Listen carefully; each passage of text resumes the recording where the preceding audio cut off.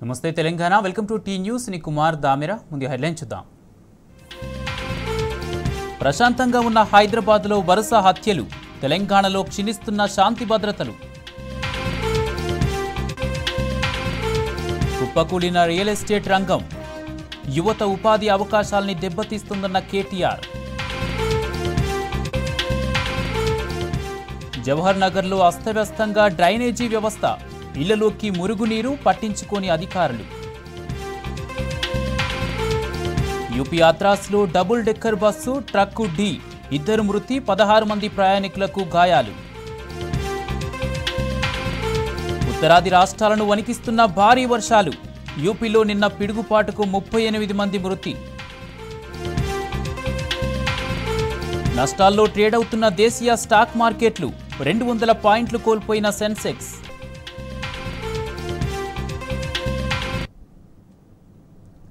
Detail చూస్తే నగరంలో శాంతి భద్రతలు పూర్తిగా అదుపు తప్పాయని BRS working president KTR X వేదికగా ఫైర్ అయ్యారు. ఈ మహానగరానికి ఏమైందంటూ ట్వీట్ చేశారు. ప్రముఖ పత్రికల్లో కూడా ఈ నగరానికి ఏమైంది అని ఫ్రంట్ పేజీలో వార్తలు వస్తున్నాయని ఆవేదన వ్యక్తం చేశారు. పరిపాలన అనుభవం లేని నాయకత్వం ఎలా ఉంటుందో హైదరాబాద్ నుండి తెలంగాణ పల్లెటూరు వరకు అంతటా కనిపిస్తుందని పేర్కొన్నారు.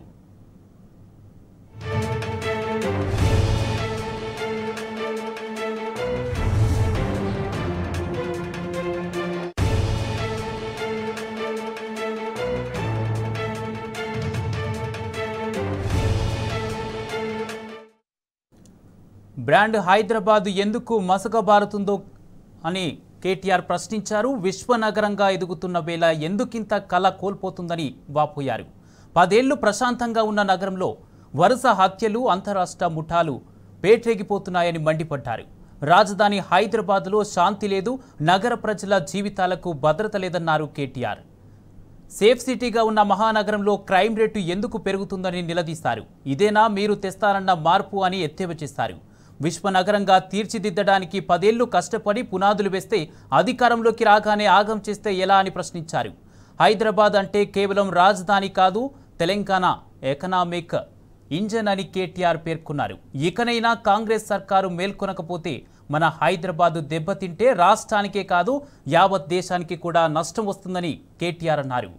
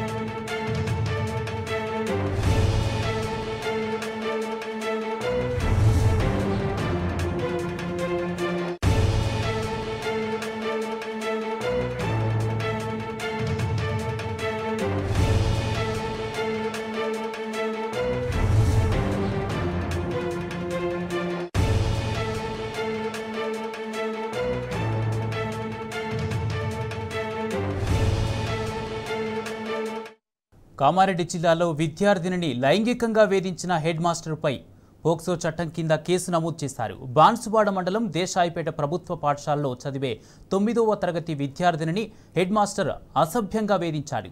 కుటుంబ సభ్యులు ఫిర్యాదు చేయడంతో పోలీసులు హెచ్ఎంతో పాటు 10 మందిపై పోక్సో చట్టం పరిధిలో కేసు నమోదు చేశారు. అయితే తనపై కేసు నమోదు కాకుండా హెచ్ఎం మధ్యవర్తులతో రాజీకి ప్రయత్నించాడు.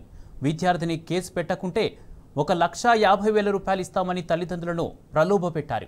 ఓ ప్రైవేటు స్కూల్ టీచరు, హోంగార్డ్, గ్రామ పెద్దలు మధ్యవర్తులుగా వ్యవహరించారు. ఇట్లా చేశారు, సార్ ఈ విధంగా మిస్బిహేవ్ చేశారని విద్యార్థులు కూడా చెప్పడం జరిగింది.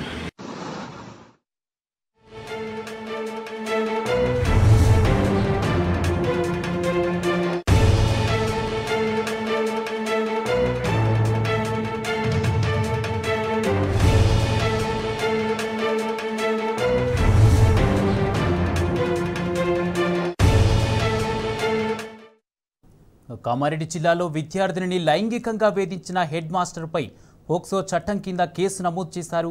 బాన్స్వాడ మండలం దేశాయిపేట ప్రభుత్వ పాఠశాలలో చదివే 9వ తరగతి విద్యార్థినిని హెడ్ మాస్టర్ అసభ్యంగా వేధించాడు. ఇది అంశానికి సంబంధించి పూర్తి అప్డేట్స్ మా ప్రతినిధి రవీందర్ అందిస్తారు. రవీందర్, హెడ్ మాస్టర్ విద్యార్థినిని లైంగికంగా వేధించినట్టుగా తెలుస్తుంది. దీనికి సంబంధించి పూర్తి అప్డేట్స్ ఏంటి?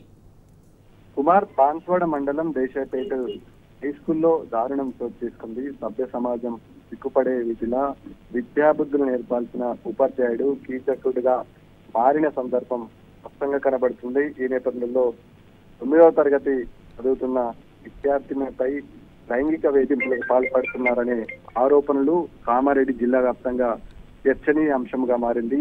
ఈ నేపథ్యంలో ఉపాధ్యాయుడికి గ్రామస్తులు నిలదీయడంతో పాటు అక్కడ జరిగిన ఇన్సిడెంట్ ప్రతిదీ రికార్డు చేయడం జరిగింది. అక్కడ ఎవరెవరు ఈ ఘటనలో పాలు పంచుకున్నారు, ఎవరెవరు ఈ వ్యవహారం పట్ల ఇది చూశారనే అంశం పైన ఇక్కడ దేశాయిపేట గ్రామంతో పాటు అక్కడ చుట్టుపక్కల ఉన్న సోమేశ్వరం గ్రామానికి సంబంధించిన కొంతమంది వ్యక్తులు ఉన్నారు. ఈ నేపథ్యంలో ఆ వ్యక్తులు ఈ ఘటనపై రాజీ కూర్చేందుకు ప్రయత్నం చేశారు. ఇందులో ఒక హోంగార్డు, ఒక ప్రైవేట్ స్కూల్ టీచర్ ఉన్నాడు. ఈ నేపథ్యంలో 9 మంది ఈ ఘటనను రాజీ పరిచేందుకు, అదేవిధంగా విద్యార్థుల తల్లిదండ్రులకు ప్రలోభ పెట్టి ఎలాంటి కేసు పెట్టకుండా ఉండడానికి వీళ్ళు రాజీ కుదించడానికి ప్రయత్నం చేయడం జరిగింది. ఈ నేపథ్యంలో ప్రధాన ఉపాధ్యాయుడికి దాదాపుగా రిటైర్మెంట్ దగ్గరలో ఉన్నాడు. 58 సంవత్సరాలు ఉన్నాయి. ఈ నేపథ్యంలో అతడిలా ప్రవర్తించడం ఎంతవరకు సమంజసమని ఇటు విద్యార్థుల పేరెంట్స్, అదేవిధంగా ఇక్కడ ఉన్నటువంటి ప్రజలంతా ఆగ్రహం వ్యక్తం చేస్తున్నారు. ఈ నేపథ్యంలో సంఘటన ఎస్పీ కార్యాలయానికి చేరింది. ఎస్పీ స్వయాన వీరిని పిలిపించుకోవడం జరిగింది. విద్యార్థిని తల్లిదండ్రులతో పాటు ఈ ఘటనకు బాధ్యులైన పైన పోక్సో చట్టం కింద ఎస్పీ విచారణ స్వయంగా చేసి పోక్సో చట్టం కింద కేసు నమోదు చేయాలని బాన్స్వాడ డిఎస్పీకి ఆదేశాలు జారీ చేయడం జరిగింది. దాంతో పాటు చైల్డ్ వెల్ఫేర్ ఆఫీసర్లు కూడా ఈ దర్యాప్తులో పాలు పంచుకోవాలని ఎస్పీ సూచించడం జరిగింది. ఘటన బాధాకరం. దీంతో పాటు 4 ఉపాధ్యాయులు ఈ సంఘటనలో ప్రత్యక్షంగా పరోక్షంగా ప్రమేయమే ఉంది. విద్యార్థుల తల్లిదండ్రులకు ప్రలోభ పెట్టేందుకు, కేసును రూపుమాపేందుకు, కేసును పక్కదారి పట్టించేందుకు ప్రయత్నిస్తున్నటువంటి ఒక ప్రైవేట్ స్కూలు ఉపాధ్యాయుడితో పాటు కానిస్టేబుల్, అదేవిధంగా హోంగార్డుగా విధులు నిర్వహిస్తున్నటువంటి వ్యక్తి పైన తక్షణమే చర్యలు తీసుకోవాలని ఎస్పీ డిఎస్పీకి ఆదేశాలు జారీ చేసింది. ప్రస్తుతం అయితే బాలిక చైల్డ్ వెల్ఫేర్ ప్రొటెక్షన్ లో ఉంది. తల్లిదండ్రులను ప్రలోభ పెట్టిన కేసుతో పాటు నూతనంగా ఏర్పడినటువంటి అనేక సెక్షన్లు ఈ కేసులో విధించడం. ఈ నేపథ్యంలో కేసును దర్యాప్తుగా ముమ్మరం చేసేందుకు సీరియస్ గా ప్రత్యక్షంగా పరోక్షంగా సహకరించిన వ్యక్తులపై కఠిన చర్యలు తీసుకోవాలి. అదేవిధంగా 9 మంది వ్యక్తులపై కేసు నమోదు చేయాలని ఎస్పీ జారీ చేసిన ఆర్డర్ జారీ చేసింది. అయితే ప్రస్తుతం బాలిక ప్రొటెక్షన్ లో ఉంది. చైల్డ్ వెల్ఫేర్ ఆఫీసర్లు దర్యాప్తు చేస్తున్న కొద్దిసేపటి క్రితమే ఎంవీఓ నాగేశ్వరరావు ఘటనా స్థలానికి చేరుకోవడం జరిగింది. బాధ్యులపైన కఠిన చర్యలు తీసుకుంటాం, ఈ ఘటనకు ఎవరెవరు పాలు పంచుకున్న అంశం పైన పూర్తి స్థాయి దర్యాప్తును వేయడం జరిగింది. ఏదైతే నూతన చట్టం ఉందో చట్టానికి అనుగుణంగా కొత్తగా నిబంధనలు విధించిన ప్రకారం చర్యలు తీసుకుంటామని జిల్లా ఎస్పీ ఆదేశాలతో పాటు డిఎస్పీ స్థాయి అధికారులతో పరిశీలన చేపిస్తున్న సందర్భం స్పష్టంగా కనబడుతుంది. Kumar, right, thank you Ravinder.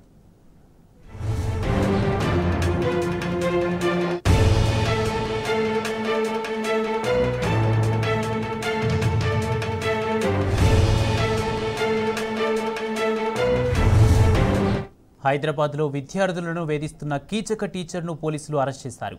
Amberpet government high స్కూల్లో 6వ తరగతి చదువుతున్న 6 విద్యార్థులను ఫిజిక్స్ టీచర్ సురేష్ లైంగికంగా వేధిస్తున్నాడు. విద్యార్థుల విషయం తల్లిదండ్రులకు చెప్పడంతో అంబర్పేట పోలీసులను ఆశ్రయించారు. టీచర్ సురేష్ను అదుపులోకి తీసుకున్న పోలీసులు విచారణ చేపట్టారు.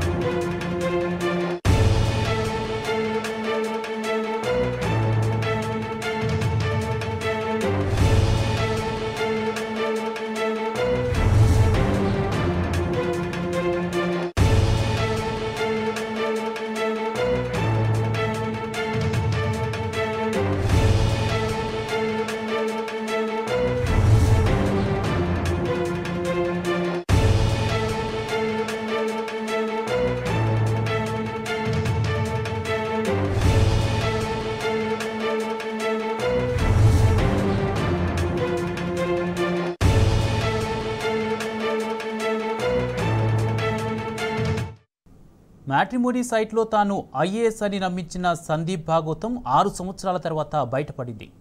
Fake IAS cum fake doctor అయిన సందీప్ను బాచుపల్లి పోలీసులు అరెస్ట్ చేశారు. వైద్యం ద్వారా 40 కోట్లు వచ్చాయని, ఐటీ అధికారులు తన ఖాతా ఫ్రీజ్ చేశారని సందీప్ అతని భార్యను నమ్మించాడు. బ్యాంకు ఖాతా రిలీజ్ అవ్వాలంటే పుట్టింటి నుంచి 2 కోట్ల రూపాయలు తీసుకురావాలంటూ సందీప్ భార్యను తరచూ వేధించేవాడు. దీంతో బాధితురాలు పోలీసులకు ఫిర్యాదు చేయగా కేసు నమోదు చేసిన పోలీసులు fake IAS cum fake doctor సందీప్ను అరెస్ట్ చేశారు.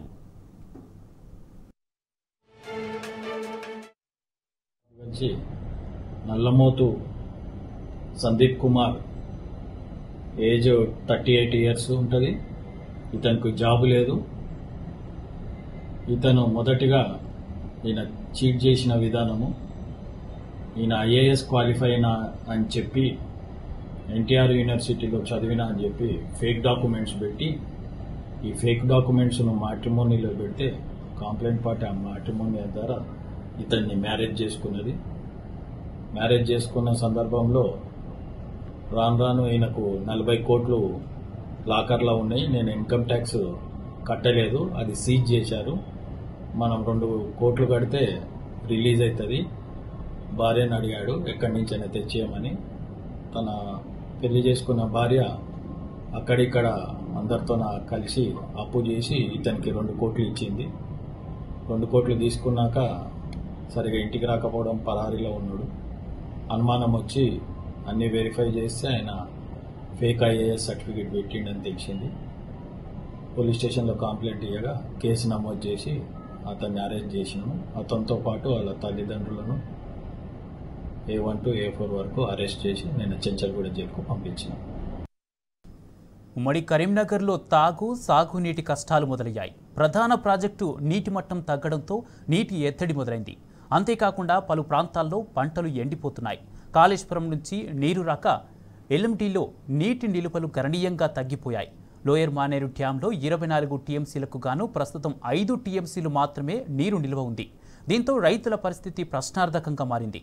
గత ఏడాది ఇదే టైంలో 12 టీఎంసీల నీటితో కలకలలాడిన ఎల్ఎంటీ ఇప్పుడు నీరు లేక ఎడారిని తలపిస్తుంది.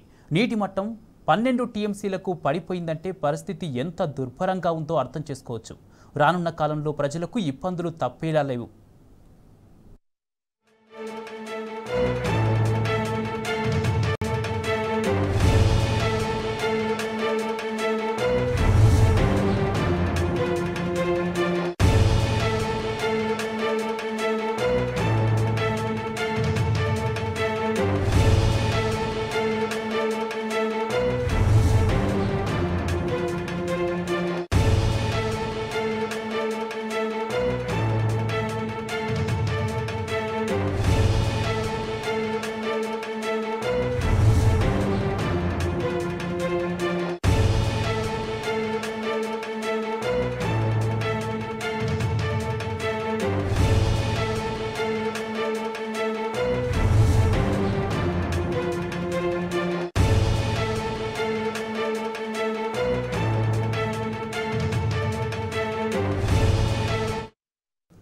న్యాయవాదులపై దాడులు అమానుషమని బార్ అసోసియేషన్ అధ్యక్షులు రాజ్వర్ధన్ రెడ్డి తెలిపారు.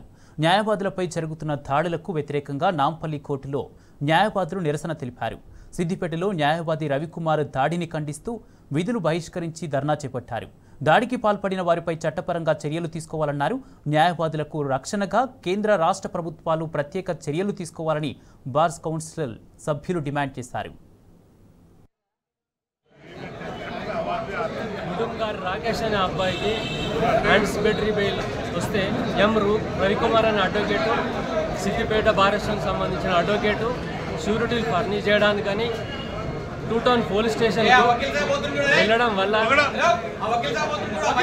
అక్కడ ఉన్న ఏఎస్ఐ ఉమారెడ్డి షూరిటీలు తీసుకోవడానికి బదులుగా అతనిని హాస్పిటల్కు వైద్య పరీక్షల నిమిత్తం పంపించాడు. దానికి అడ్డు చెప్పిన అడ్వకేట్ను అయినా వినకుండా ఆయనకు హాస్పిటల్ తీసుకెళ్ళి వైద్య పరీక్షలు చేస్తుంటే అదే విషయం వీడియోలో రికార్డ్ చేస్తున్న రవికుమార్ అనే అడ్వకేట్ను ఫోన్ లాక్కొని కింద పడేసి తొక్కి ఆయనను కొట్టడం వల్ల ఆయన గాయాల పాలయ్యాడు. దీన్ని ఖండిస్తూ మేమంతా pro Telangana being a general secretary of federation of all district bar associations we gave call for boycott. Rythu Bharosa పథకం విధి విధాన రూపకల్పన పేరుతో కాంగ్రెస్ సర్కారు చేపట్టిన అభిప్రాయ సేకరణ కాలయాపన కార్యక్రమంలో సాగుతోంది. స్పష్టత లేని ప్రభుత్వం రైతులు కౌలు రైతుల మధ్య చిచ్చు పెట్టిందన్న అభిప్రాయం వ్యక్తమవుతుంది. తాము ఏం చేస్తామో చెప్పని మంత్రివర్గ ఉపసంఘం ఎలా చేస్తే బాగుంటుందని రైతులనే అడగడంతో భిన్నాభిప్రాయాలు వస్తున్నాయి. కొన్ని సందర్భాల్లో అభిప్రాయ భేదాలకు దారితీస్తున్నాయి. వెరసి ఈ ప్రభుత్వం రైతులకు సాయం అందిస్తుందా లేదా అనే ప్రశ్నను లేవనెత్తుతోంది.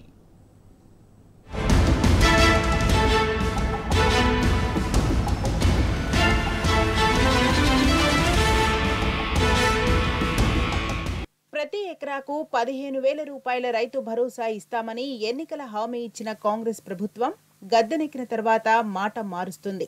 ఓసారి సాగు చేసే రైతులకే రైతు భరోసా అంటారు, మరోసారి 5 ఎకరాలకే పరిమితం చేస్తామంటారు, ఇంకోసారి 10 ఎకరాల రైతులకు ఇస్తామంటారు. ఇక కౌలు రైతులకు 12,000 రూపాయలు సాయం చేస్తామని ఎన్నికల్లో హామీ ఇచ్చారు. కానీ ఇప్పుడు మళ్లీ రైతు భరోసాపై అభిప్రాయ సేకరణ పేరుతో పొద్దుపోని కార్యక్రమాలకు తెరతీశారన్న చర్చ సర్వత్రా సాగుతోంది. ఖమ్మం సమీకృత కలెక్టరేట్ కార్యాలయంలో జరిగిన రైతు భరోసా వర్క్షాప్ డొల్లగా పసలేకుండా ఓ లక్ష్యం లేనట్టు కనిపించింది. మంత్రులు, కాంగ్రెస్ అనుకూల రైతులు గత ప్రభుత్వంపై విమర్శలు చేస్తుంటే అదే సమావేశంలో ఉన్న డైరీ రైతులు గత ప్రభుత్వం చేసిన మేలును గుర్తు చేశారు. గతంలో చెల్లించిన రైతు బంధు తమకెంతో ఉపయోగపడిందని, అదే తరహాలో ఉంటే రైతులకు ఎంతగానో ఉపయోగపడుతుందని తెలిపారు.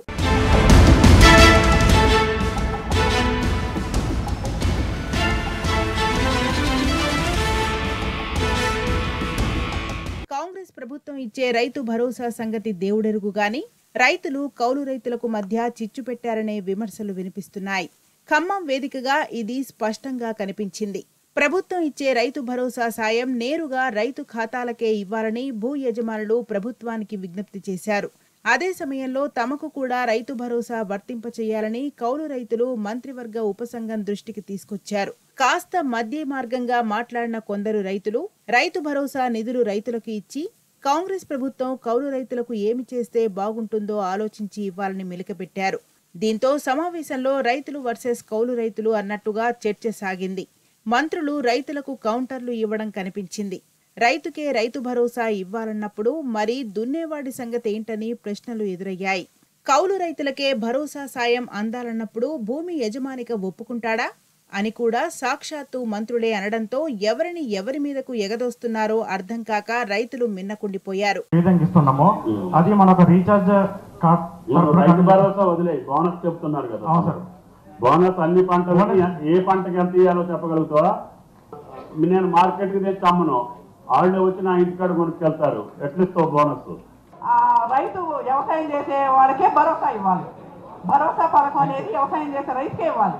రైతు భరోసా ఎవరికి ఇవ్వాలనేది ఈ ప్రభుత్వం ముందున్న మౌలిక ప్రశ్న. దానికి సమాధానం వెతికే క్రమంలో అనేక తేనెతుట్టలను కాంగ్రెస్ ప్రభుత్వం తట్టిలేపుతోంది. ఇదే అంశం ఇవాళ నిర్వహించిన వర్క్ షాప్ లో బహిర్గతమైంది. కౌలు రైతులకు కూడా రైతు భరోసా ఇవ్వాలని మెజార్టీ రైతులు డిమాండ్ చేశారు. ప్రభుత్వం ఇచ్చే 15,000 రూపాయల రైతు భరోసాలో 10,000 రూపాయలు భూమి యజమాని అయిన రైతుకు, మిగిలిన 5,000 రూపాయలు కౌలు రైతుకు ఇవ్వాలని కోరారు. మరి కౌలు రైతులను గుర్తించడం ఎలా అని ప్రశ్నలు ఉత్పన్నమయ్యాయి. కౌలు రైతులకు రైతులు అనుమతి పత్రం ఇచ్చే పరిస్థితి లేదు, ఎవరూ కూడా ఇవ్వరు. కౌలు రైతుకు రైతు భరోసా తీసుకునే విధంగా హామీ పత్రం ఇస్తే రైతు భూమికి ఏమైనా జరిగితే ఎవరు బాధ్యత వహిస్తారనే ప్రశ్నలు లేవనెత్తారు. కౌలు రైతులకు సంబంధించి ప్రతి సంవత్సరం ప్రభుత్వం జీవో విడుదల చేయాలని, ఆ జీవోకు అనుగుణంగా కౌలుకిచ్చే అవకాశం ఉంటుంది. అప్పుడు అసలైన రైతుకు భూమి పరంగా ఎటువంటి అన్యాయం జరగదని కొందరు రైతులు చెప్పుకొచ్చారు. రైతులు పండించే ప్రతి పంటకు బోనస్ వర్తింపచేయాలని కూడా రైతులు మంత్రివర్గ ఉపసంఘం దృష్టికి గట్టిగానే తీసుకెళ్లారు. మొత్తం కాంగ్రెస్ అనుకూల వాదులతో హాలు నింపేసిన అధికారులు కాస్త గట్టిగా మాట్లాడే వారి ప్రసంగాన్ని మధ్యలోనే నిలిపేశారు. ప్రశ్నించిన కాంగ్రెస్ విధానాలను తప్పుబట్టిన వెంటనే మైకులు కట్ చేశారు. ఖమ్మం రూరల్ మండలం ముత్తగూడానికి చెందిన సిపిఐ అగ్రనాయకుడు రైతు మౌలానా సూచనలు చేస్తుండగా మధ్యలోనే మంత్రి తుమ్మల నాగేశ్వరరావు ఆపేశారు. ఉపన్యాసం పెద్దగా ఉందని లిఖితపూర్వకంగా ఇస్తే పరిశీలిస్తామని మైకు లాగేశారు.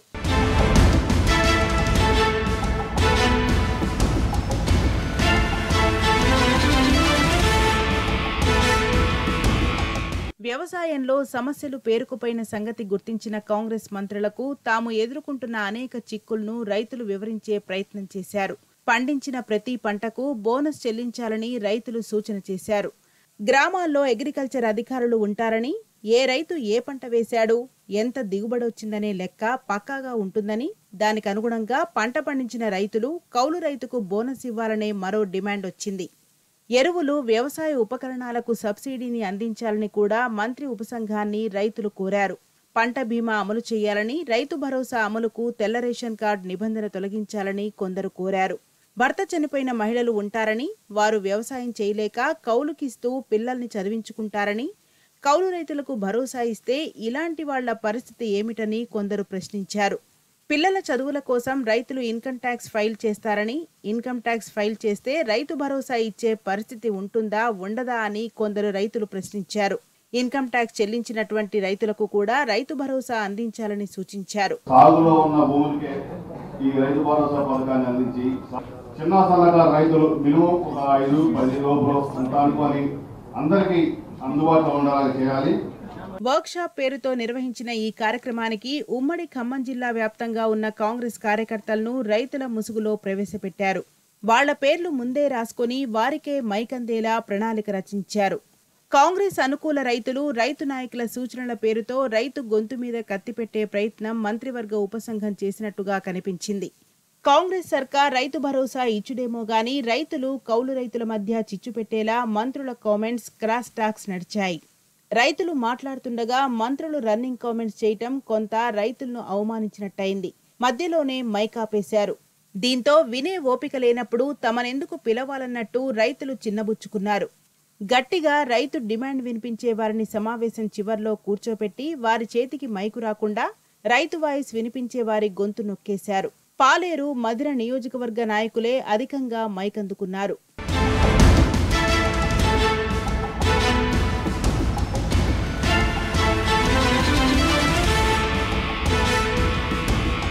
తెలంగాణ తొలి సీఎం కేసీఆర్ ఆనవాళ్లు లేకుండా చేయాలని కాంగ్రెస్ ప్రభుత్వం కంకణం కట్టుకుంటే రైతులు మాత్రం తమకు అన్నం పెట్టిన కేసీఆర్ను పరోక్షంగా తలుచుకున్నారు.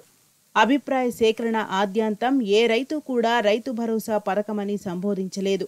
రైతు బంధు కార్యక్రమం అంటూనే ప్రసంగాలు చేయటం సమావేశంలో హైలైట్ అంశం.